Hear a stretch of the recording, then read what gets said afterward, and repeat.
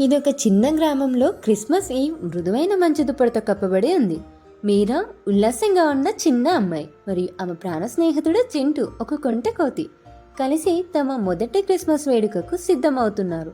మీరా మరియు చింటూ తమ క్రిస్మస్ చెట్టును అలంకరించాలని నిర్ణయించుకున్నారు.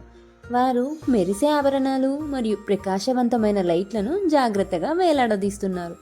చింటూ ఎల్లప్పుడూ ఆసక్తికరంగా ఉండేవాడు, ముఖ్యంగా చెట్టుపై భాగాన నక్షత్రం పట్ల ఆకర్షితుడయ్యాడు. సాయంత్రం గడిచే కొద్దీ మీరా మరియు చింటూ క్రిస్మస్ విందు సిద్ధం చేయడం కొరకు వంటగదికి వెళ్లారు. మీరా కూరగాయలను జాగ్రత్తగా కోస్తుంటే చింటూ వాటిని సూప్ గిన్నెలో వేస్తూ తన చిట్టి చేతులతో కదుపుతూ ఉన్నాడు. అంతా సిద్ధమైన తర్వాత మీరా మరియు చింటూ తమ గది దగ్గరికి వెళ్ళి కూర్చున్నారు.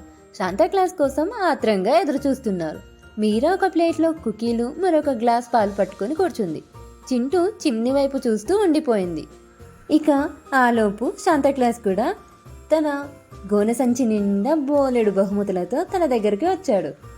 బోలెడు బహుమతులు వారికిచ్చి వెళ్ళిపోయాడు. క్రిస్మస్ ఉదయం మీరా మరియు చింటూ వారి వారి బహుమతులు తెరిచారు. వారి కళ్ళు ఆనందంతో మెరుస్తున్నాయి. బహుమతులు కేవలం బొమ్మలు మాత్రమే కాదు, ప్రేమ మరియు శ్రద్ధతో నిండిన ప్రత్యేక బహుమతులు.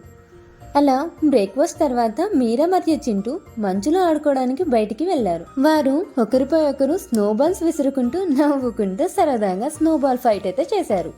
ఇక సాయంత్రం అయ్యేసరికి మీరా మరియు చింటూ నక్షత్రాలను చూస్తూ అందరికీ హ్యాపీ క్రిస్మస్, మేరీ క్రిస్మస్ అంటూ శుభాకాంక్షలు తెలిపారు. వారు పంచుకున్న ప్రేమ ఆనందంతో ఈ క్రిస్టమస్ అత్యుత్తమ క్రిస్టమస్గా మారింది.